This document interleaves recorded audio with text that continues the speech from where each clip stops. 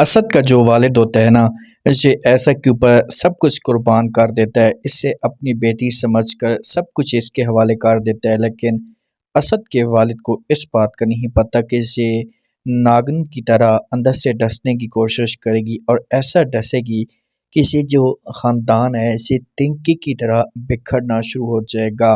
अब क्या हो सकता है आने वाले साथ में अनाया के लिए क्या मुश्किलात खड़ी होने वाली हैं, क्योंकि अनाया गलती पे गलती कर रही है और शयान से ये अपने आप को दूर नहीं कर पा रही। तो क्या अनाया की शादी रूहान के साथ होने वाली है? आने वाले साथ में आप लोगों को दिखाया जाएगा, खाने की टेबल पे बैठे होते हैं सारे के साथ, उसके बाद ऐसा को सब कुछ जो असद का वालिद होता है ये सपोर्ट कर देता है, इसके पास आता है। खाना खाने के बाद इसके पास बैठ जाता है, जितना भी जेवर होता है इसकी बेगम का सब कुछ इसके हवाले कर देता है, डॉक्यूमेंट्स जायदाद इसे देता है और एक नसीहत भी कर जाता है कि देखो बेटा, मेरी नज़र में इन चीज़ों की कोई भी अहमियत नहीं है। ये पैसा, ये ज़ेवर, ये घर, ये मुझे अज़ीज़ नहीं है। अगर मुझे अज़ीज़ है तो सिर्फ़ और सिर्फ़ अपने बेटों की खुशियाँ अज़ीज़ हैं और मैं इस ख़ानदान को जोड़ कर रखना चाहता हूँ। बस आपसे एक ही बात करना चाहता हूँ कि कभी भी मेरे ख़ानदान में बर्बादी पैदा ना हो, दरारें पैदा ना हो, इस चीज़ का आपने ख़ास तौर पर ख़्याल करना है। आगे से ऐदा जब ये बात सुनेगी तो ये बड़ी खुश होगी और ये जवाब देगी चाचू जान को कि भई आपको परेशान होने की कोई भी ज़रूरत नहीं है। मैं अपनी तरफ से पूरी कोशिश करती हूँ, जो आपके साथ वादा करती हूँ कि कभी भी इस ख़ानदान में किसी किस्म की कोई भी दरार पैदा नहीं होगी और आप इस बात की टेंशन बिल्कुल भी ना लें। अब जिस वक़्त जब वो आशिर देखता है अनाया को तो इसके घर में पहुँच जाता है, इसके साथ बात करता है, इसके ऊपर गुस्सा करना शुरू कर देता है और कहता है कि तुम कल किस लड़की के साथ थी? तो आगे से अनाया जो होती है इसे साफ अल्फाज में इनकार कर देती है और कहती कौन सा लड़का, और जिसके साथ भी मैं थी आपको बोलने की कोई भी ज़रूरत नहीं है। तो आशिर कहते हैं कि देखो कि आप मेरी बहन है, मैं आपका भाई हूँ। तो आगे से अनाया कहती है कि बहन हूँ तो नहीं ना, लगती तो नहीं हूँ आपकी, तो इसी वजह से आपको मेरे मामलात में बोलने की कोई भी ज़रूरत नहीं है। अब आशिर गुस्सा करता है, अनाया के ऊपर प्रेशर डालने की कोशिश करता है, लेकिन अनाया जो होती है इसे किसी की कोई भी बात नहीं सुनती और साफ अल्फाज में इनकार कर देती है। तो आशिर जहाँ से गुस्सा करके जाता है तो पीछे से माँ जो होती है ना, ये ऐसा के मोबाइल पे कॉल करती है तो आगे से असद का रिसीव कर लेता है।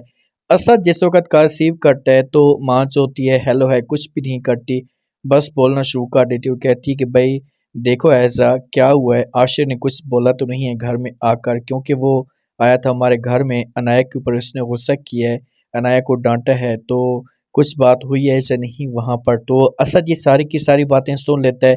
असद थोड़ा-सा कन्फ्यूज़ हो जाता है कि भाई आशिर किस वजह से गया था और इसने अनाया के साथ क्या बात की है।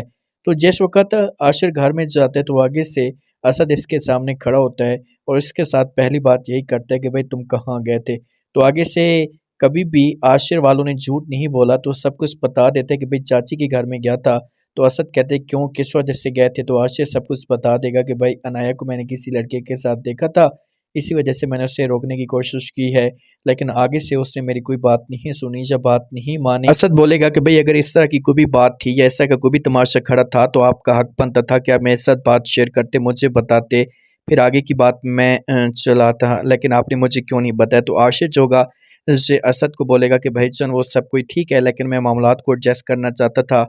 मैं चाहता था किसी भी तरीके से सब कुछ बेहतर हो जाए, लेकिन मुझे नहीं पता था कि आगे से इस तरीके से जो वो तमाशा खड़ा होगा। तो इसी वजह से मैं चुप हो गया और मैंने जो वो अब किसी किस्म की कोई बात नहीं की। असद जो आशिर को बोलेगा कि चलो ठीक है, आपने बात कोई भी नहीं करनी मज़ीद, मैं खुद अनाया को देख लूँगा। अब जब इन दोनों की आपस में डिस्कस जारी होती है तो ऐसा सारी बातें सुन लेती है। ऐसा जो होती है ये आशिर के साथ जाएगी अनाया के घर में अपनी माँ के पास मिलने के लिए, तो ये ऐसा के ऊपर गुस्सा करना शुरू कर देगी अनाया के ऊपर। इससे बोलेगी कि भाई किस लड़के के साथ तुम घूम रही हो, तुम्हें आखिरकार मसला क्या है? तो आगे से अनाया जो होगी ये साफ अल्फाज में इनकार कर देगी और कहेगी कोई भी लड़का नहीं है। तो ऐसा जो होगी ये बोलेगी कि देखें कि अगर तुम चाहती हो कि तुम्हारे घर में किसी किस्म की खुशियाँ हैं, जैसा तुम अपने वालिद की इज़्ज़त को बर्बाद ना करो, तुम्हें ये सब कुछ है वो ठीक करना होगा और अपने आप को इस माहौल से दूर करना होगा। उस लड़के से दूर हो जाएँ, वो कभी भी आपको खुश नहीं रखेगा।